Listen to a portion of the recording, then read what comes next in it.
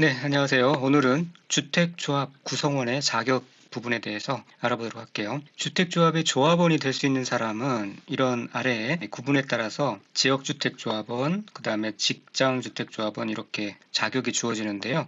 이러한 조건에 상관없이, 이러한 구분에 상관없이 조합원의 사망으로 그 지위를 상속한 자는 이런 요건에도 불구하고 조합원이 될 수 있다. 그러니까 이런 조건이 없어도 조합원이 될 수 있다라는 거죠. 자, 그러면 먼저 지역주택조합원에 대해서 알아보도록 할게요. 먼저 지역주택조합원이 되려면 무주택자이거나 85제곱미터 이하인 주택을 한 채 소유한 자여야 돼요. 자, 그런데 좀 더 구체적으로 들어가 보면 조합 설립 인가 신청일부터 해당 조합주택의 입주 가능일까지 그 주택을 소유하지 아니하거나 혹은 세대주를 포함한 세대원 중 한 명에 한정해서 주거 전용 면적 85제곱미터 이하의 주택일체를 소유한 세대주일 것. 그런 구체적인 그런 조건이 필요하고요. 자, 여기 가로 안에 보면 일반적으로는 조합 설립 인가 신청일인데 해당 주택 건설 대지가 투기 과열지구 안에 있는 경우에는 조합 설립 인가 신청일 1년 전의 날부터 시작합니다. 그러니까 좀 더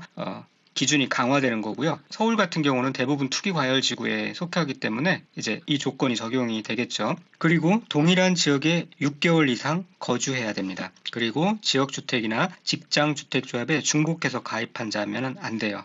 그렇게 중복해서 가입한 자가 아니어야 됩니다. 그 다음에 직장주택조합에 대해서 알아볼게요. 역시 무주택자이거나 85제곱미터 이하인 주택 한 채를 소유한 자여야 됩니다. 내용이 비슷한데요. 조합 설립 인가 신청일부터 해당 조합주택의 입주 가능일까지 주택을 소유하지 아니하거나 세대주를 포함한 세대원 중 한 명에 한정해 주거 전용 면적 85제곱미터 이하의 주택 일체를 소유한 세대주일 것. 또 역시 투기 과열 지구에 있는 경우에는 조합 설립인가 신청일 1년 전의 날을 시작점으로 합니다. 그런데 여기서 좀 다른 거는 다만 국민주택을 공급받기 위하여 직장주택조합을 설립 신고하는 경우에는 무조건 무주택자여야 합니다. 아까 국민주택을 공급받기 위하여 직장주택조합을 설립하는 경우에는 신고해야 된다고 그랬죠. 그래서 공직신이라고 암기했었죠. 공직에 있으면 요즘 뭐 그런 건 아니지만 신이죠. 안정적이고 또 노후도 어느 정도 보장되고 그래서 뭐 공직을 신이다 그렇게 표현한 건데 그것은 느끼기에 따라 다르겠죠. 어쨌든 국민주택을 공급받기 위하여 직장주택을 설립 신고하는 경우에는 이런 때는 85제곱미터 이하라도 주택 한 채를 소유하고 있으면 안 돼요.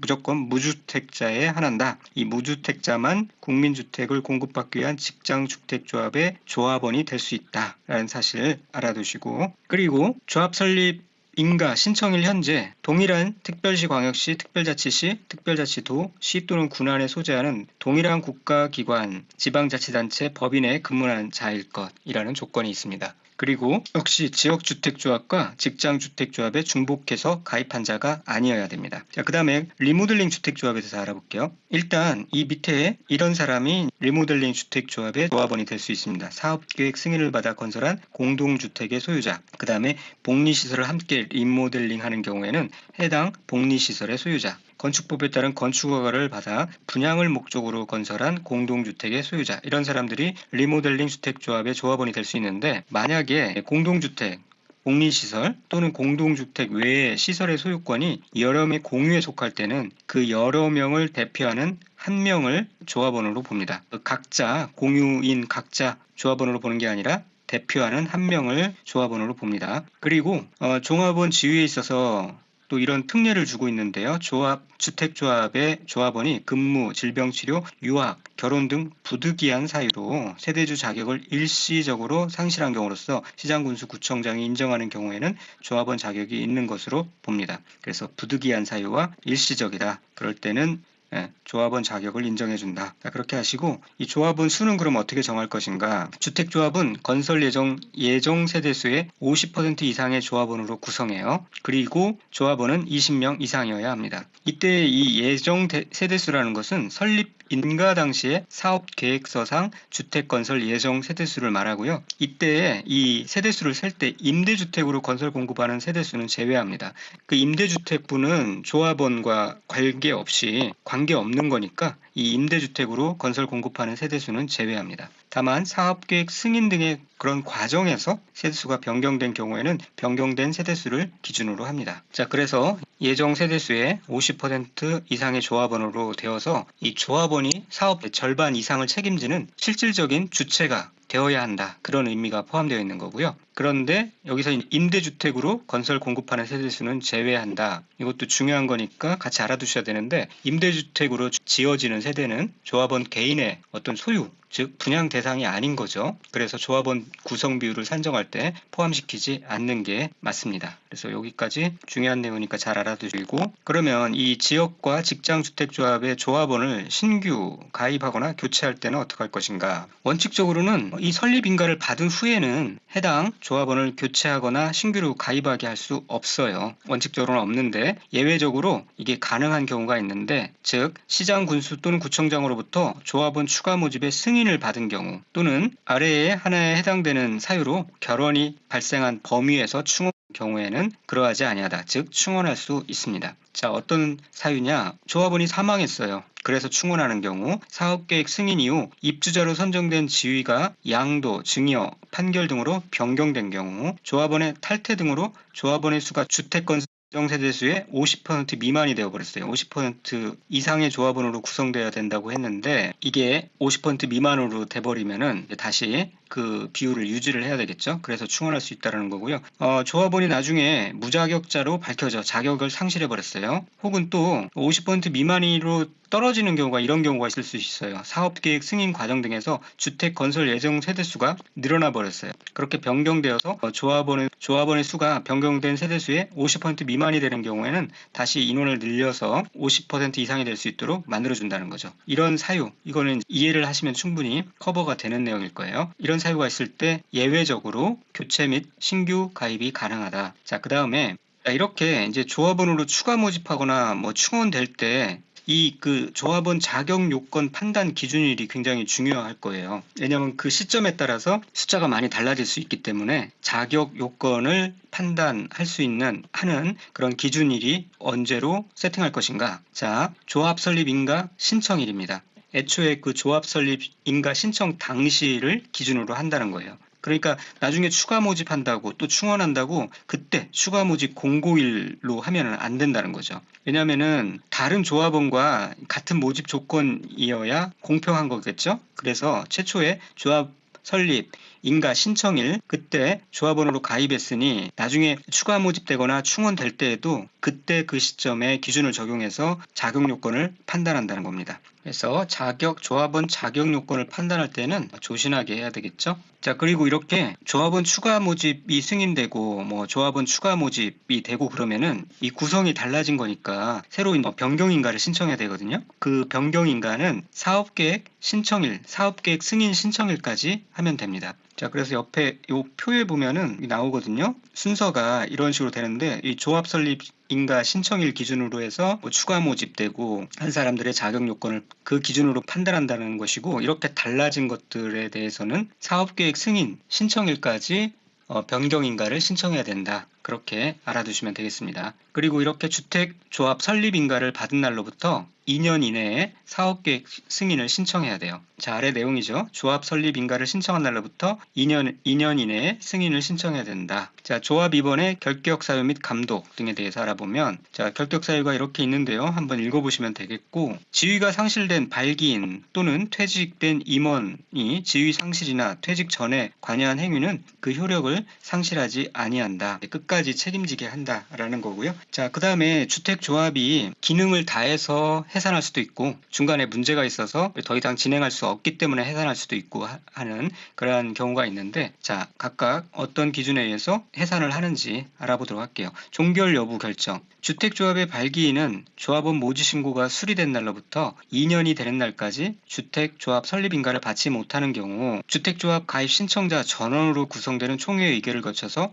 주택조합의 사업의 종결 여부를 결정하도록 하여야 합니다. 자, 이게 무슨 내용이냐면은 지역주택조합원을 모집하죠. 보통 이제 설립추진준비위원회 같은 데서 이제 모집을 하고 50% 이상의 사용권 동의를 받으면 시군 구청장에 신고를 하잖아요. 이 신고한 후부터 공개 모집하고 뭐 또 여러 가지 상황에 따라서 숫자가 부족하면 선착순 모집을 하기도 하고 해서 인원이 차면은 조합 설립 인가를 신청합니다. 그런데 이것을 2년 내에 해야 된다는 거예요. 2년 내에 조합 설립 인가를 받지 못하는 경우에는 조합을 해산해야 되는 게 아니라 종결 여부를 결정을 해야 되는 거예요. 그때 총회 의결을 거쳐서 종결 여부를 결정하도록 해야 합니다. 물론 종결할 수도 있고 안 할 수도 있는 거죠. 그리고 이렇게 조합 설립 인가를 받은 다음에는 또다시 2년 이내에 사업계획 승인 신청을 해야 돼요. 2년 이내에 사업계획 승인 신청을 해야 하고 3년이 되는 날까지는 사업계획 승인을 받아야 돼요. 만약에 사업계획 승인을 받지 못하면은 또 다시 총회 의결을 거쳐서 해산 여부를 결정하여야 합니다. 해산한다가 아니라 해산 여부를 결정해서 해산을 할 수도 있고 안 할 수도 있다라는 거예요. 그래서 여기서 나온 숫자가 이 그림을 통해서 이해하면서 잘 암기하셔야 되는데, 이렇게 구청에 신고한 후에는 2년 이내에 조합 설립 인가를 해야 된다는 것이고, 그때가 안 되면은 종결 여부를 결정하고요. 조합 설립 인가가 된 후에는 사업계획 승인을 2년 이내에 승인 신청을 해야 돼요. 그리고 3년 이내에는 사업계획 승인을 받아야 되는데 받지 못하면 해산 여부를 결정할 수 있다. 그렇게 알아두시기 바랍니다. 주택 건설 자금 파트의 주택 상환사채부터 보도록 하겠습니다. 자, 이 주택 상환사채는 주택이란 말이 있으니까 주택법에 나오는 거예요. 그리고 나중에 주택으로 상환해주는 그러한 사채라는 겁니다. 이 비슷한 단어가 몇 군데에서 나오죠. 국계법에서는 도시계획시설채권이 나오죠. 그 다음에 도시개발법에서는 두 개가 나와요. 토지상환채권과 도시개발채권. 그 다음에 주택법에서 이 주택상환사채가 나오는 겁니다. 그래서 이것들이 각각 법률에서 이렇게 순서대로 출현한다. 이거를 알고 있어야 나중에 이제 비교하는 문제들이 나오고 할 때 답을 찾기가 쉽습니다. 어쨌든 이 주택 상환사채는 주택법에서 출현하는 거고요. 내용을 구체적으로 보도록 하겠습니다. 토지주택공사와 등록사업자가 주택 상환사채를 발행할 수 있어요. 그러니까 주택을 건설할 수 있는 여러 사업 주체들이 있는데, 그 중에서 한국토지주택공사와 등록 사업자가 주택 상환사채를 발행할 수 있다는 것 알아두셔야 되고, 그 중에서도 이 등록 사업자는 이 아래의 기준에 맞아야 돼요. 아무나 발행할 수 있는 게 아니라. 자, 첫 번째로는 법인으로서 자본금이 5억 원 이상이어야 되고요. 건설산업기본법에 따라서 건설업 등록을 한 자여야 되고, 최근 3년간 연평균 주택 건설 실적이 300호 이상이어야 되고요. 등록 사업자가 발행할 수 있는 주택 상환 사채의 규모는 최근 3년간의 연평균 주택 건설 호수 이내로 합니다. 자, 이러한 기준에 맞고 또 금융기관 또는 주택도시보증공사의 보증을 받은 경우에만 주택 상환사채를 발행할 수 있습니다. 그러니까 이런 기준 플러스 보증이 필요하다는 거죠. 이 등록사업자는 민간이기 때문에 그래서 이러한 좀 추가적인 안전장치를 요구한다는 겁니다. 자, 주사가 심한 사람은 토를 하죠. 토 나올 때 등을 두드려주면 됩니다. 주사, 토, 등. 그리고 이 3년이라는 숫자가 많이 나오는데 주택 상환사채라고 생각하시면은 3년간 300호 이상, 그 다음에 연평균 3년간의 연평균 주택 건설 호수 이내로 한다. 이 3자를 찾을 수 있을 거고, 법인으로서 자본금은 5억 원 이상이어야 되고요. 자, 그 다음에 이렇게 한국토지주택공사나 등록사업자가 이제 주택상환 사채를 발행하려고 하면은 주택상환사채 발행 계획을 수립해서 국토교통부 장관의 승인을 받아야 합니다. 자, 이 승인권자가 국토교통부 장관이라는 거 꼭 알아두셔야 돼요. 그러니까 다시 정리하면 이 발행권자는 토지주택공사와 등록사업자인데, 이 발행하는 것을 승인하는 사람은 국토교통부 장관이다. 알아두시고요. 발행 방법을 보겠습니다. 주택상환사채는 기명증권으로 발행을 해요. 이 기명증권이란 말 그대로 이 증권의 이름을 기록하는 방식으로 발행한다는 거예요. 왜냐하면 주택으로 이제 다시 상환해야 되기 때문에 사채를 구매할 때 그 이름을 기록해야 그 이름을 가진 증권의 소유자에게 주택을 돌려주는 거죠. 그래서 기명증권으로 해야 되고, 사채권자의 명의 변경은 이 명의가 혹시 중간에 변경되면은 취득자의 성명과 주소를 사채원부에 기록하는 방법으로 명의 변경을 해줘야 됩니다. 만약에 취득자의 성명을 이렇게 채권에 기록하지 아니하면 사채 발행자 및 제3자에게 대응할 수 없다. 그러니까 성명이 없으니 이 증권이 내 증권이다라고 사채를 발행한 사람이든 제3자에게든 이렇게 주장할 수 없다라는 거예요. 그리고 이 사채를 발행할 때는 액면으로 발행할 수도 있고요. 할인의 방법으로 발행할 수도 있어요. 자, 이 할인의 방법으로 발행한다는 뜻은 그러니까 사채의 액면 금액, 이게 이제 액면 금액이라는 것은 만기 시 상환받을 금액을 말해요. 그거보다 낮은 금액으로 발행해요. 그러니까 투자자가 채권을 액면보다 저렴한 가격으로 할인가로 사들이고 만기가 되었을 때 그 액면가 그대로 받게 된다 그러면은 그 차액이 생기는 거죠. 그걸 이제 수익으로 가져가는 겁니다. 그런 발행 방식을 말해요. 그러니까 채권 액면가 예를 들어 1,000만 원짜리를 가지고 있다고 하면은 이것을 발행할 때 할인해서 950만 원에 발행한다는 거예요. 이 금액에 산다는 거예요. 그리고 나중에 이제 상환받을 때 1,000만 원으로 상환을 하면은 50만 원의 차익이 생기고 이거를 이제 이 채권을 구매한 자가 수익으로 챙겨가게 되는 구조죠. 그래서 이 주택 상환 사채를 활성화하기 위해서 이런 방식으로 자금을 용이하게 조달하기 위해서 이렇게 할인 방식으로도 할 수 있다. 그 다음에 주택상환 채권에는 기호와 번호를 붙이고 국토교통부로 정하는 사항을 적어야 하고요. 주택상환사채의 발행자는 주택상환사채대정을 갖추어 두고 주택상환 채권의 발행 및 상환에 관한 사항을 적어야 합니다. 자, 그런데 이 상환 기간을 무작정 이렇게 늘릴 수 있는 게 아니라 3년을 초과할 수 없도록 하고 있어요. 3년 내에 뭔가 실행을 완료해서 주택을 다 지어서 3년 내에 상환을 해야 한다. 라는 거죠. 이게 굉장히 중요합니다. 이 3년이라는 숫자가 실제로 현업에서는 이것 때문에 시간에 쫓겨가지고 막 준공검사를 서두르고 무리하게 공기를 단축시키고 그런 경우가 있죠. 이번에 부산 기장의 반얀트리 화재 사건도 그런 의혹을 사고 있죠. 공기를 무리하게 앞당기려다 하다 보니 이제 그런 안전사고가 발생한 것이다 라는 그런 얘기가 있어요. 이렇게 이제 이 상환 기간을 정할 때 그 기준은 주택 상환 사채 발행일로부터 주택의 공급계약 체결일까지의 기간으로 합니다. 자, 사용검사 신청일이 아니에요. 사용검사 신청일이라고만 해도 조금 여유가 있을 텐데 실제 주택의 공급계약 체결일이니까 실제 현업에서는 이 3년이란 기간이 결코 긴 기간이 아닌 것이죠. 그리고 이렇게 주택상환 사채를 발행해서 납입된 이 금액은 어떤 용도로 사용할 수 있냐? 토지의 구입 및 조성과 주택 건설 자재의 구입, 건설 공사비의 충당 이런 용도로만 사용할 수 있어요. 다른 용도, 판관비나 접대비 이런 데로 쓰면은 안 되는 거죠. 그리고 이 주택 상환 자체는 양도하거나 중도에 해약할 수 없도록 하고 있어요. 왜냐하면 주택 공급의 안정성 확보하고 투자자를 보호하기 위해서 그렇습니다. 막 샀다가 중간에 해약해버리면 그 공사 자체에 엄청난 타격을 입게 되고 잘못하면 허물어질 수도 있기 때문에 이렇게 안정성과 투자자 보호를 위해서 양도하거나 중도에 해약할 수 없도록 하고 있고요. 그런데 예외적으로 예를 들어서 세대원의 근무, 생업상의 사적이나 질병치료 취약, 결혼으로 인해서 세대원 전원이 다른 행정구역으로 이사하는 경우 세대원 전원입니다. 이런 경우는 해약할 수 있도록 해줘야죠. 그 다음에 세대원 전원이 상속에 의해서 취득한 주택으로 이전하는 경우 세대원 전원이 해외로 이주하거나 2년 이상 해외에 체류하고자 하는 경우 이런 경우에는 중도에 해약할 수 있도록 또는 양도할 수 있도록 하고 있습니다. 그 다음에 투자자 보호를 위해서요.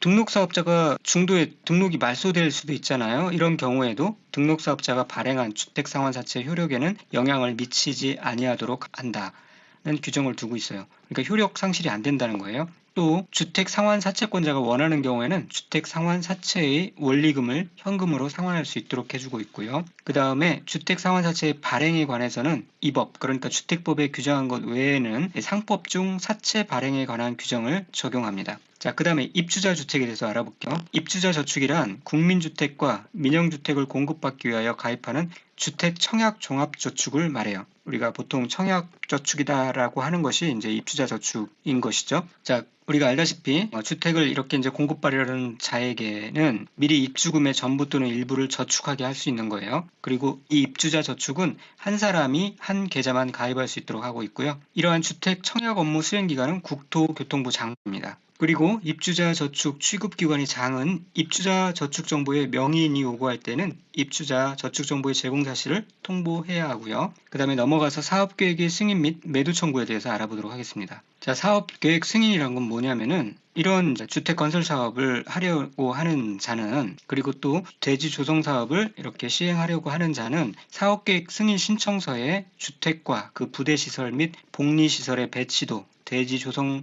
공사 설계도서 등을 첨부해서 사업계획 승인권자에게 제출하고 사업계획 승인을 받아야 합니다. 그래서 이 사업계획 승인을 받아야 되는 주택 건설 사업은 어떤 것이냐 보면은, 단독주택인 경우에는 원칙적으로는 30호, 또 이 공공사업에 따라 조성된 용지를 개별 필지로 구분하지 아니하고 일단의 토지로 공급받아 해당 토지에 건설하는 단독주택이나 한옥 같은 경우, 그러니까 일단의 토지, 한옥 이런 경우에는 50호 일대, 그때 사업계획 승인을 받아야 되고요. 공동주택인 경우에는 30세대, 그리고 아래와 같은 경우는 50세대 일대 사업계획 승인을 받아야 됩니다.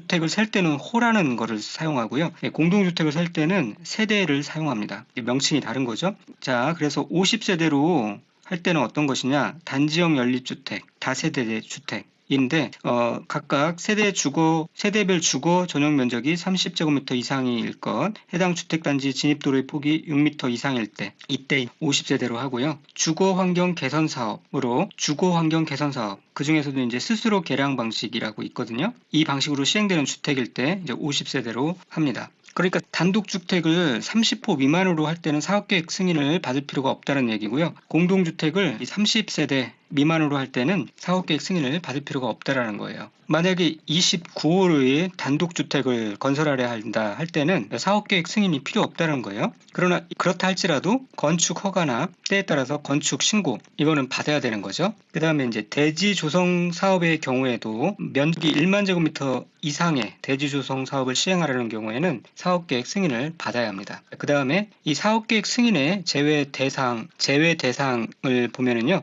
준주거 지역과 상업 지역에서 300세대 미만의 주상복합을 건축하는 경우 사업계획 승인을 제외시켜줍니다. 좀 이렇게 완화시켜준다는 거예요. 절차를 간소화해준다는 겁니다. 자, 준주거지역 또는 상업지역에서 300세대 미만의 주상복합. 이 주상복합이라는 것은 주택과 주택 외의 시설을 동일 건축물로 건축하는 경우죠. 이때 해당 건축물의 연면적에서 주택의 연면적이 차지하는 비율이 90% 미만인 경우, 이 경우 사업계획 승인 제외 대상이 됩니다. 자, 여기도 이제 어렵게 나오면 문제가 나올 수 있는 부분인데요. 주택의 연면적이 차지하는 비율이 90% 미만이어야 됩니다. 여기서 90% 이상이어야 된다, 이런 식으로 나올 수 있죠. 미만이어야 되는데 이게 그냥 암기하려면 헷갈리죠. 이 암기하기가 참 힘든 부분이고요. 그냥 암기하기보다 이해하시면 됩니다. 이렇게 미만으로 하는 이유가 뭐냐면은, 이렇게 주상복합 건물을 짓는 이유는, 그리고 사업계획 승인을 제외해주는 식으로 이렇게 좀 편의를 주는 이유는, 해당 건축물이 주택이 주된 용도가 아니라 복합 용도 건물이기 때문에 그래요. 주택 비율이 90% 이상까지 넘어가 버리면은 사실상 그냥 주택이라고 봐야 되는 상황이잖아요. 그래서 주택법상 사업계획 승인 대상이 돼야 돼요. 그런데 주택이 90% 미만이라고 하면은, 이게 주택만으로 이루어진 건물이 아니라 복합 용도의 건물이구나. 그래서 이제 엄격한 주택 건설 사업 절차를 적용하지 않는 겁니다. 그래서 이 상업 업무 시설과 이 주택과의 적절한 비율을 이 90%로 보고 있는 거고요. 주택이 차지하는 부분이 90% 이상이 되지 않도록 그렇게 조절하고 있는 겁니다. 그러니까 이런 제한이 없으면은 사업자 입장에서는 아무래도 일반적인 상황이라면 주택을 더 짓는 게 이득이 더 높죠. 그래서 주택을 더 많이 지으려고 한단 말이죠. 상가나 업무시설보다는. 그렇다고 해도 이 주택을 90% 이상 지어버리면은 사업계획 승인을 받아야 되는 또 번거로운 절차가 필요하기 때문에 대부분은 이렇게 맞춰가 최대 89%까지 주택이 차지할 수 있도록 그렇게 지으려 하는 경향이 있겠죠. 그런 상황들을 이해하시면은 이 문제를 해결할 수 있을 겁니다. 자, 그 다음에 이제 사업계획 승인권자를 보도록 하겠습니다. 자, 이렇게 사업계획 승인권자는 시도지사, 대도시시장, 시장, 군수예요. 그런데 여기에 구청장은 포함되지 않는 사실을 꼭 알아두셔야 되고요. 자, 그 이유는 이 구청장이라는 존재가 구를 관할하고 있는데 광역자치단체나 기초자치단체, 그러니까 시나 군에 비해서 하나의 구가 이 자치권 범위가 그리 넓지 않고 도시의 정책이나 인프라에 대한 종합 권한이 상대적으로 적어요. 구청장은. 그래서 사업계획 승인권자로 구청장까지는 규정하고 있지 않다. 그런 외부적인 이유가 있고요. 그리고 이 구청장은 사실상 아주 그 지역에 밀착된 인사가 보통 구청장이 되죠. 그래서 아마도 그 지역과 너무 이해관계가 밀착된 사람이기 때문에 이 구청장에게 그런 권한을 주면은 뭐 비리나 그런 데 얽힐 수도 있고 또 그만큼 또 부담을 느낄 수도 있고 뭐 그런 여러 가지 내부 속사정 때문에라도 사업계획 승인권자에서 제외시켜주고 있다라고 그렇게 볼 수가 있어요. 좀 더 구체적으로 보면은 주택건설사업 또는 대지조성사업으로서 해당 대지 면적이 10만 제곱미터 이상인 경우에는 시도지사나 대도시의 시장이 사업계획 승인을 하고요. 주택건설사업 또는 대지조성사업으로서 해당 대지 면적이 10만 제곱미터 미만인 경우에는 특별시장, 광역시장, 특별자치시장, 특별자치도지사, 시장 또는 군수가 사업계획 승인권자로 사업계획 승인권을 가지고 있습니다. 또 예외적으로는 국토교통부 장관도 사업계획 승인을 하고 있는데요. 국가, 한국토지주택공사가 시행하는 경우 또 330만 제곱미터 이상의 규모로 택지 개발 사업 또는 도시개발 사업을 추진하는 지역 중에서 국토교통부 장관이 지정 고시하는 지역에서 주택 건설 사업을 시행하는 경우 또 수도권, 광역시 지역의 긴급한 주택난 해소가 필요한 등의 이유로 국토교통부 장관이 지정 고시하는 지역에서 주택 건설 사업을 시행하는 경우 국토교통부 장관이 사업계획을 승인합니다. 또 공구별로 분할 시행을 할 수도 있는데요. 주택 건설 사업을 시행하려는 자는 해당 주택단지를 공구별로 분할하여 주택을 건설 공급할 수가 있어요. 이 경우 전체 세대수가 600세대 이상인 주택단지는 공구별로 분할하여 주택 건설을 공급할 수 있습니다. 즉 600세대가 넘으면은 그거를 300세대, 300세대로 분할해서 주택을 공급할 수 있다는 거죠. 그래서 최소 분할 단위가 이제 300세대가 되는 거예요. 그러면 전체가 최소 600세대, 600세대 이상일 때 공구별로 분할하여 주택을 건설할 수 있게 되고요. 표본 설계 도서를 이용하는 경우도 많습니다. 한국토지주택공사, 지방공사 또는 등록사업자는 동일한 규모의 주택을 대량으로 건설하는 경우는 국토교통부 장관에게 주택의 형별로 표본 설계 도서를 작성, 제출하여 승인을 받을 수 있습니다. 그러면 훨씬 더 절차를 간소화할 수 있겠고요. 승인해주는 측도 데이터가 많고 또 뭔가 검증이 이미 된 그러한 형태의 주택이기 때문에 쉽게 승인을 해줄 수가 있겠죠. 또 이처럼 사업계획 승인을 받으려고 하면은 주택건설대지의 소유권을 확보해야 돼요. 그래서 원칙적으로는 주택건설 사업계획의 승인을 받으려는 자는 해당 주택건설 대지의 소유권을 확보해야 되는 게 원칙인데 예외적으로 그러니까 소유권을 확보하지 않아도 되는 경우가 있는데요. 이 네 가지가 있는데 첫 번째, 지구단위 계획의 결정이 필요한 주택건설 사업에 해당 대지 면적의 80% 이상을 사용할 수 있는 권한 이거를 확보하고 확보하지 못한 대지가 매도 청구 대상이 되는 대지에 해당되는 경우 이런 경우는 전체를 다 소유권을 확보하지 않아도 된다. 그리고 등록사업자와 공동으로 사업을 시행하는 주택조합의 경우에는 95% 이상의 소유권을 확보해야 돼요. 리모델링 주택조합은 당연히 제외되겠고요. 왜냐하면 리모델링 주택조합은 이미 자기 주택을 소유한 자가 하는 거니까요. 자, 그 다음에 사업 주체가 주택건설 대지의 소유권을 확보하지는 못하였으나 대지를 사용할 수 있는 권한을 확보한 경우 이런 경우도 가능하고요. 또 국가, 지방, 자치단체, 한국토지주택공사 또는 지방공사가 주택건설을 하는 경우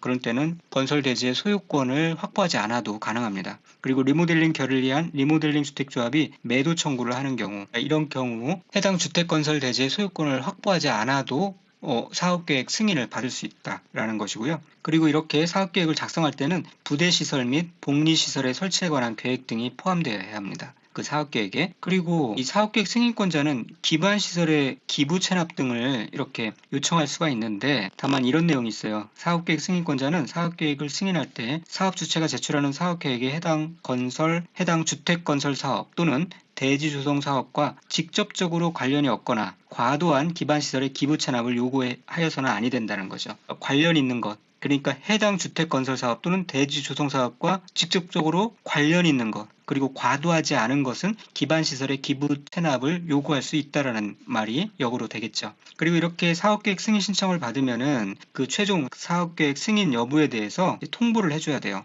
그래서 사업계획 승인권자는 사업계획 승인 신청을 받은 때에는 그 신청 받은 날로부터 60일 이내에 사업 주체에게 승인 여부를 통보해야 합니다. 그래야 이제 사업 주체가 사업을 다음 단계로 이어갈 수 있으니까요. 자, 그 다음에 이제 변경할 때도 있겠죠? 승인받은 사업계획을 변경하려면 변경 승인을 또 받아야 돼요. 승인받은 것을 다시 변경하려면 변경 승인을 받아야 된다. 그러나 아래와 같은 경미한 사항을 변경하는 경우에는 이러한 변경 승인을 받지 않아도 되는데 그 경미한 것이란 게 무엇이냐? 총 사업비의 20% 범위에서의 사업비가 증감하는 경우, 대지 면적이 20%의 범위에서 면적이 증감하는 경우, 그 다음에 건축물의 설계와 용도별 위치를 변경하지 아니하는 범위에서 건축물의 배치, 조정 및 주택단지 안의 도로의 선형을 변경하는 경우, 이런 경우 변경 승인을 받지 않아도 되는데 요게 단서가 있죠. 이러한 1~3번의 이 변경사항은 그 사업 주체가 국가, 지방자치단체, 한국토지주택공사 또는 지방공사인 경우로 한정해요. 그러니까 국지토지가 20% 범위에서 사업비를 증감한다든지 면적을 증감한다든지 위치를 변경하지 아니한 범위에서 주택단지 안의 도로의 선형을 변경한다든지 이럴 때 이제 경미한 변경으로 봐서 이런 경우 변경 승인을 받지 않아도 된다는 거지, 그 외에 사업 주체, 민간이 이렇게 변경하는 거는 변경 승인을 받아야 된다는 거예요. 그 다음에 이제 이렇게 사업계획 승인을 받으면은 어떤 효과가 있느냐, 이제 이렇게 사업계획 승인을 받으면은 그 다음 단계로 이제 정식으로 공사에 착수하여야 합니다. 그런데 이제 그 착수를 하지 않고 계속 질질 끄는 여러 가지 상황들이 있을 수 있겠지만 어쨌든 질질 끄는 경우가 있어서 이렇게 공사에 꼭 착수해야 되는 의무 기간을 또 법률로 정하고 있는 겁니다. 그래서 이 사업주체는 아래 이 구분에 따라서 공사를 꼭 시작해야 돼요. 자, 기간은 어떻게 두고 있냐? 사업계획 승인을 받은 경우에는 그 승인 받은 날로부터 5년 이내에 공사를 해라. 그리고 또 만약에 큰 대단위 아파트 단지 같은 경우 공구별로 분할해서 시행을 하는데요. 이렇게 공구별로 분할하여 시행하는 경우에는 최초로 공사를 진행하는 공구는 승인 받은 날로부터 5년 이내, 최초로 공사를 진행하는 공구 외의 공구는 주택단지에 대한 최초 착공 신고일로부터 2년 이내에 착수를 할 수 있도록 그렇게 하고 있습니다. 그리고 또 후에 조금 이따 나올 거지만 이렇게 잘라가지고요. 사업계획 승인을 받은 경우 5년 이내에 해야 되고, 공구별로 분할 시행하는 경우 최초 공구는 승인받은 날부터 5년 이내에 해야 되는데, 이 경우에는 1년의 범위에서 착수기간을 연장해 줄 수 있어요. 그런데 그래도 하지 않았다 그러면 취소할 수 있습니다. 그런데 이 밑에 이제 최초 공구가 진행되고 그 나머지 공구에 대해서는 2년 이내에 착수하지 않아도 취소할 수 없어요. 왜냐하면 공구 하나만 진행되다가 나머지 하나 공구가 진행이 안 된다고 그래서 나머지 공구를 취소해버리면 기존에 지었던 공구마저 불구가 되는 거니까, 그러면 입주민들이 가만히 있지 않겠죠. 그래서 그런 경우는 취소할 수 없도록 그렇게 하고 있어요. 자, 요 내용에 대해서 이 옆에 보시면은 이 건축법과 비교하고 있는데 이 내용이 중요합니다. 이 내용 꼭 체크를 하셔야 되는데, 건축법에서는 신일, 허이해서 허가 받은 후에 2년 내에 착공해야 된다. 신고는 1년 내에, 그리고 공장은 3년 이내에 착공해야 된다. 연장 1년 가능한데, 이제 주택법에서는 조금 전에 살펴본 바와 같이 사업계획 승인 후 5년 내에 착공해야 되고 연장 1년 가능합니다. 그리고 이것을 위반했을 때는 건축법에서는 미착공시 허가를 취소하여야 한다라고 하고 있어요. 그러나 주택법에서는 미착공 시 승인을 취소할 수 있다, 그렇게 얘기하고 있습니다. 그래서 후에 복습할 때 꼭 비교해서 같이 두시기 바라고요. 착수를 하게 되면은 착수를 신고를 해야 되는데, 사업 주체가 공사를 시작하는 경우에는 사업계획 승인권자에게 신고해야 돼요. 그리고 사업계획 승인권자는 신고를 받은 날로부터 20일 이내에 신고 수리 여부를 신고인에게 통지해야 합니다. 자, 그리고 이 착수 기간에 대해서 어떤 사유가 있으면 연장이 가능한데요. 위에 살펴본 바와 같이 1년 이 범위에서 착수 기간을 연장할 수가 있습니다. 그런데 이렇게 착수기간을 연장할 수 있는 사유는 무엇이냐? 이 정당한 사유라는 게 무엇이냐면은 문화재청의 매장문화재 발굴 허가를 받은 경우, 또 해당 사업 시행지에 대한 소유권 분쟁으로 인해서 공사 착수가 지연되는 경우, 그런데 이 소유권 분쟁이라는 것은 소송 절차가 진행 중인 경우만 해당돼요. 그리고 사업계획 승인이 조건으로 부과된 사항을 이행하는 문제로 인해서 공사 착수가 지연되는 경우, 또 천재지변 또는 사업 주체의 책임이 없는 불가항력적인 사유로 인해서 공사 착수가 지연되는 경우, 공동 택지의 개발 조성을 위한 계획에 포함된 관련된 기반 시설의 설치 지연으로 공사 착수가 지연되는 경우, 기타 등등 이러한 문제가 있을 때 이러한 것을 정당한 이유라고 보고 착수 기간을 1년 동안 연장해 줄 수 있습니다. 그런데 또 이제 정 안 되겠다 싶으면 이제 취소를 할 수가 있는데요. 이러한 사유가 있을 때는 그 사업계획 승인권자는 사업계획의 승인을 취소할 수가 있습니다. 여기서는 이제 취소할 수 있다라고 나와 있어요. 그리고 앞에 살펴본 건축법은 취소하여야 한다라고 하고 있죠. 그 표현도 같이 익히셔야 되고요. 자, 어떤 경우냐? 사업 주체가 사업계획 승인을 받은 후 5년 이내에 공사를 시작하지 아니하는 경우, 이런 경우 취소할 수 있습니다. 다만 아까 살펴본 대로 이 최초 공동주택의 경우 최초 공고와 그 다음 공고를 나눠서 그렇게 사업계획 승인을 받을 수 있는데, 그 최초 공고 외의 공고의 경우에는 최초 착공 신고일로부터 2년 이내에 공사를 시작하지 아니한 경우라도 취소할 수가 없습니다. 그러니까 다시 설명하면은 이제 일반적으로 사업 주체가 사업계획 승인을 받으면은 5년 이내에 공사를 시작해야 돼요. 안 그러면 취소하겠다는 거고요. 물론 1년간 연장할 수 있고요. 그리고 이제 대규모 주택 사업 같은 경우 전체 공고를 이제 첫 번째 진행하는 공고, 그리고 후에 최초 공고 착공 후에 2차, 3차로 나눠서 나머지 공고를 착공하게 되는데, 이 최초의 공고는 5년 이내에 공사를 시작해야 돼요. 그리고 1년을 연장해 줄 수 있어요. 그런데 나머지 공고에 대해서는 승인 취소를 마음대로 할 수 없도록 그렇게 하고 있는 거예요. 2년 이내에 공사를 시작하지 아니했다고 해서 취소할 수 없도록 그렇게 하고 있습니다. 또 사업 주체가 경매, 공매 등으로 인해서 대지 소유권을 상실한 경우, 이런 경우 이제 취소할 수 있도록 하고 있고요. 사업 주체가 부도, 파산 등으로 공사의 완료가 불가능한 경우, 이런 경우도 취소할 수 있도록 하고 있는데, 이 두 가지 경우라 할지라도 주택도시기금법에 따라 주택 분양 보증이 된 사업은, 왜냐하면 주택 분양 보증이 되었기 때문에 사업을 취소할 수 없도록 그렇게 하고 있습니다. 자, 한번 읽어보시고 그 다음에 매도 청구에 대해서 알아보도록 할게요. 이 매도 청구라는 것은 말 그대로 토지를 소유하고 있는 사람에게 매도를 하라 라고 그렇게 청구할 수 있는 법적 장치를 말해요. 그러니까 이렇게 하는 이유는 어떤 섹터의 대규모 주택 건설 사업이 진행되는데 그 알박기 형식으로 이렇게 버티고 있는 사람들이 있을 수 있잖아요. 일부 그런 사람들이 있어가지고 공적인 목적에 대단히 주택 건설 사업이 진행이 안 된다, 그러면 안 되니까 그런 경우를 방지하기 위해서 법적으로 매도 청구를 할 수 있는 권한을 주는 겁니다.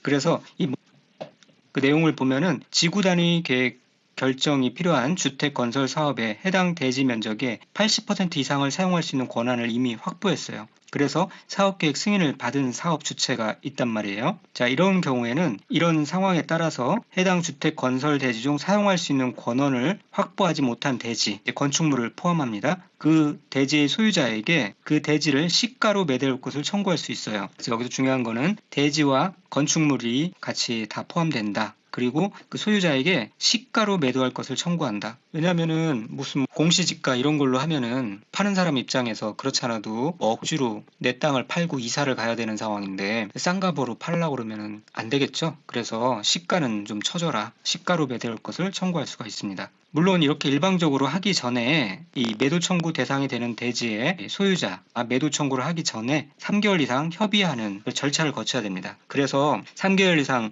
협의했다는 그러한 증빙 자료를 또 제출을 해야 돼요. 사진도 찍고 필요하다면 녹음도 하고 이런 식으로 해서 이 정도 노력을 했는데 이게 안 됐다. 그래서 이렇게 매도 청구를 한다. 이제 그런 스토리를 만들어야 된다는 거죠. 자, 그 내용을 좀 더 자세히 보면은 주택 건설 대지 중 95% 이상에 대해서 이미 사용 권한을 확보했어요. 이런 경우에는 사용 권한을 확보하지 못한 나머지 5% 대지의 모든 소유자에게 매도 청구가 가능합니다. 그리고 또 한 단계는 뭐가 있냐면 80% 이상 95% 사용 권한을 확보한 경우가 있어요. 이런 경우는 이 사용 권한을 확보하지 못한 대지의 소유자 중에 지구 단위 계획 구역 결정고시일 10년 이전에 해당 대지의 소유권을 취득하여 계속 보유하고 있는 이런 자를 제외한 소유자에게 매도 청구를 할 수가 있습니다. 그러니까 10년 전에 이미 해당 대지의 소유권을 취득해서 계속 보유하고 있는 자에게는 이런 퍼센테이지에서는 매도 청구를 할 수 없다는 얘기죠. 또 이 말인즉 매도 청구를 하려면 최소 80% 이상 사용 권한을 확보하고 있어야 된다는 거예요.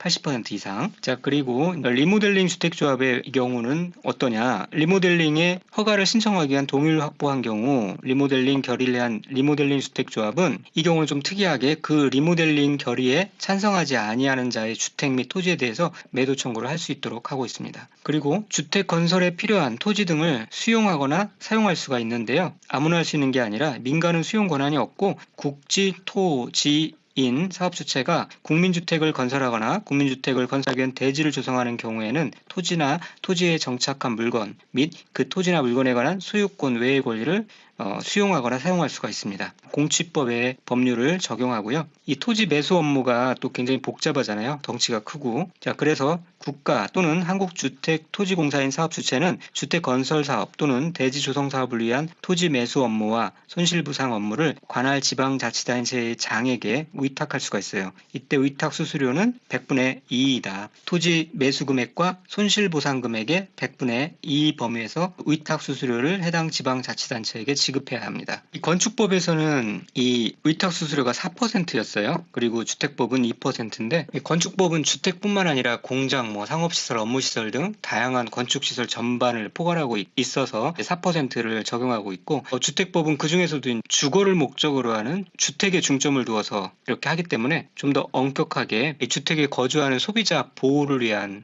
그런 목적으로라도 이 수수료를 낮게 적용하고 있는 거죠. 아무래도 이제 주택은 서민 주거 안정이라는 공익적 목표가 크니까 그렇습니다. 그리고 이제 국공유지의 우선 매각의 내용을 보면은 국가나 지방자치단체는 그가 소유하는 토지를 매각 또는 임대할 때 이러한 목적으로 그 토지의 매수 또는 임차를 원하는 자가 있으면 그에게 우선적으로 그 토지를 매각하거나 임대할 수가 있어요. 자, 어떠한 자이냐? 국민주택 규모의 주택을 50% 이상 건설하는 주택의 건설, 주택조합이 건설하는 주택의 건설. 자, 그리고 가와 나의 주택을 건설하기 위한 대지의 조성, 이런 걸 하고자 할 때에는 이런 것을 위해서 토지를 매수 또는 임차를 하려고 하는 자가 있다고 그러면 그에게 우선적으로 그 토지를 매각하거나 임대할 수가 있습니다. 그런데 이렇게 국가 또는 지방자치단체, 국가 또는 지방자치단체로부터 그 토지를 매수하거나 임차한 자가 그 매수일 또는 임차일로부터 2년 이내에 국민주택 규모의 주택 또는 조합주택을 건설하지 아니하거나 그 주택을 건설하기 위한 대지조성 사업을 시행하지 아니하는 경우에는 환매하거나 임대계약을 취소할 수 있습니다. 그러니까 빨리 원래 매수 혹은 임차를 한 목적대로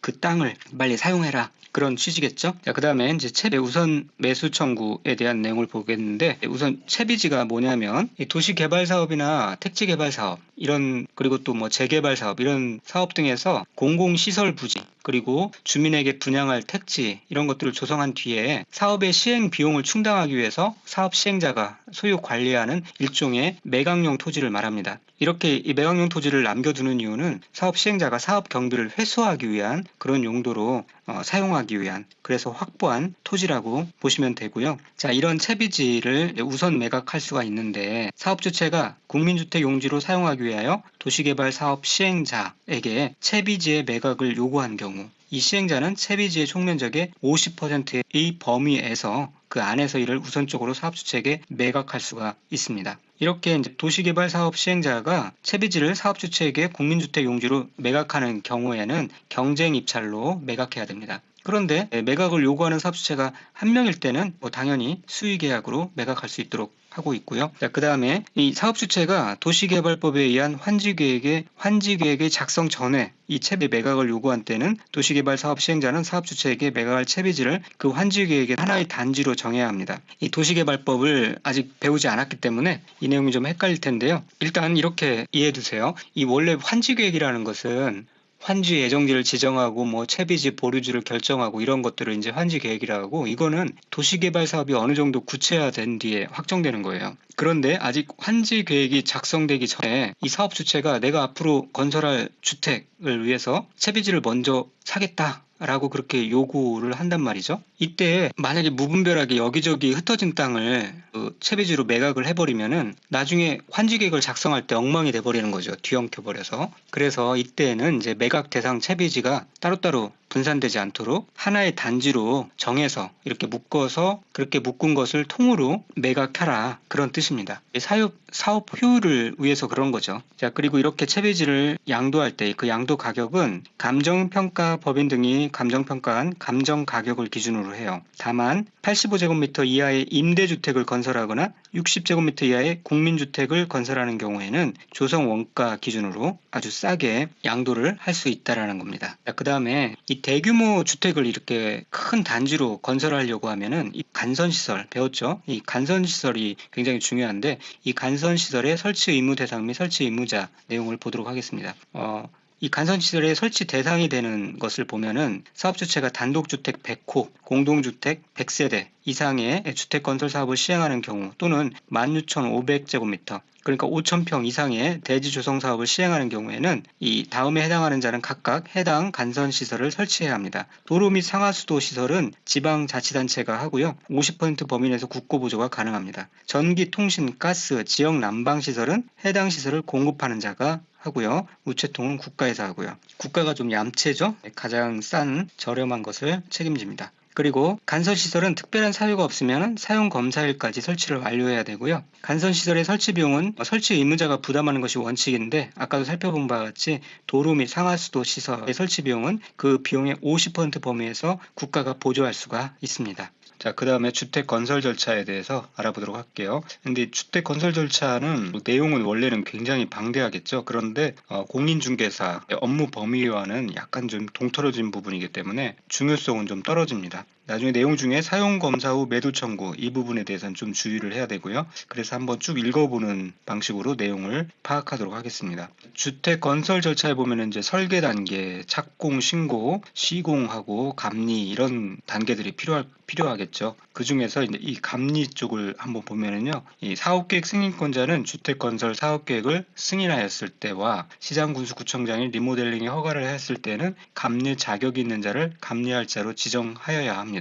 다만 사업주체가 국가지방자치단체, 한국토지주택공사, 지방공사 또는 대통령으로 정하는 자인 경우와 건축법에 따라 공사 감리를 하는 도시형 생활주택의 경우에는 그러하지 아니하다. 그러니까 감리할 자를 안 해도 됩니다. 자, 그 다음에 이제 최종 건축을 마친 후에 이제 사용검사 단계를 거치는데요. 이 사용검사권자는 시장군수 구청장이고, 국가 한국토지주택공사가 사업주체인 경우와 국토교통부 장관으로부터 사업계획 의 승인을 받은 경우에는 국토교통부 장관이 사용검사권자가 됩니다. 그리고 공구별, 동별로도 사용검사를 받을 수 있도록 편리를 제공하고 있는데요. 공구별로 분할하여 시행하는 내용으로 사업계획을 승인받은 경우에는 완공된 주택에 대해서 공구별로 사용검사를 받을 수 있도록 해줘요. 그래서 공구별로 또 입주도 가능하죠. 또 사업계획 승인 조건의 미이행 등의 사유가 있는 경우에는 공사가 완료된 주택에 대해서 동별로도 사용검사를 받을 수 있도록 해주고요. 그런데 어떤 예외적인 경우가 있죠. 이런 경우는 사용검사를 어떻게 신청하는지 보도록 할게요.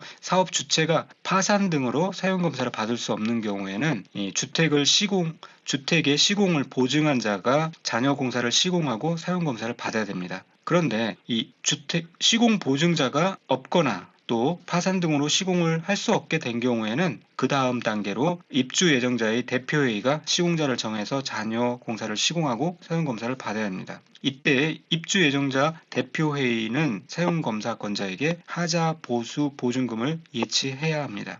또 한 가지 경우는 이 사업주체가 정당한 이유 없이 사용검사를 위한 절차를 이행하지 아니하는 경우에는, 이런 경우는 해당 주택의 시공을 보증한 자, 해당 주택의 시공자 또는 입주 예정자가 사용검사를 받을 수가 있습니다. 사용검사 기간은 15일 이내에 사용검사를 해야 되고요. 또 임시 사용 조건으로 임시 사용 승인을 해줄 수가 있는데, 어떤 경우냐, 주택 건설 사업의 경우 동별로 공사가 완료될 때, 대지 조성 사업의 경우에는 구획별로 공사가 완료될 때 임시 사용 승인을 받아 사용할 수 있습니다. 이 경우 임시 사용 승인의 대상이 공동주택인 경우에는 세대별로 임시 사용 승인을 할 수가 있습니다. 이 공동주택인 경우에는 세대별로 임시 사용 승인을 해서 그 세대별로 입주가 가능하도록 그렇게 편의를 제공한다는 것이고요. 사용 검사 후 매도 청구라는 좀 독특한 제도가 있는데, 이 매도 청구가 이제 부지를 확보하는 단계에서 사업 계획 승인을 받고 이제 실제로 공사가 시작되기 전에 이런 매도 청구 절차를 거치는데, 있는데 이 경우는 다 공사가 완료되고 사용 검사까지 완료가 된 후에 그때 매도 청구를 할 수 있는 경우가 있는데요. 이 경우는 어떤 경우냐면은 이미 주택에 입주한 주택의 소유자들이 이 복리시설을 포함하고요. 주택단지 전체, 대지에 속하는 일부의 토지에 대해서 토지 이전 등기, 말소 소송 등에 따라서 사용 검사를 받은 이후에 해당 토지의 소유권을 회복한 자, 그러니까 특정 땅의 실소유자에 대해서 해당 토지를 시가에 매도할 것을 청구할 수가 있는 겁니다. 자, 이 경우가 어떤 경우냐면 이런 이제 대지에 주택단지가 건설이 됐는데 사용검사까지 끝내서 이제 입주가 됐어요. 입주가 완료됐는데 이제 후에 이 귀퉁이의 땅이나 혹은 뭐 이렇게 중앙의 일부의 땅의 소유자가 그 당시에는 소유자를 확인할 수 없어서 이것 제외하고 이제 아파트 단지를 건설했는데 후에 이 땅의 소유자가 나타난 거예요. 그래서 뭐 아파트 일부에 이게 흉물 상태로 있는 상태에서 소유권을 주장하니 이미 입주한 아파트 주민들에게는 골칫거리겠죠. 그런 경우 법적으로 이 땅에 대해서 매도 청구를 할 수 있도록 그렇게 법률적으로 규정하고 있어요. 다만 시가로 매도 청구를 해야 되겠죠. 파는 사람 입장도 고려해야 되니까. 그래서 이 주택의 소유자들은 대표자를 선정해서 매도 청구에 관한 소송을 제기할 수가 있고요. 이 경우 대표자는 주택 소유자 전체의 4분의 3의 동의를 받아서 선정합니다. 자, 여기서 5분의 4가 아니고 4분의 3입니다. 여기에 주민의 4분의 3 이상이 동의를 해야 되고요. 그리고 해당 토지의 면적이 전체 주택단지 면적의 5% 미만이어야 돼요. 이게 크면은 또 해당이 안 되는 거예요. 5% 미만이어야 되고요. 그리고 또 한 가지 조건은 이 매도 청구의 의사표시는 실소유자가 해당 토지 소유권을 회복한 날로부터 2년 이내에 해당 실소유자에게 송달되어야 합니다. 이렇게 해서 또 매도 청구에 관한 소송에 대한 판결이 나왔으면 주택의 전체, 주택 소유자의 전체에 대해서 효력이 있고요.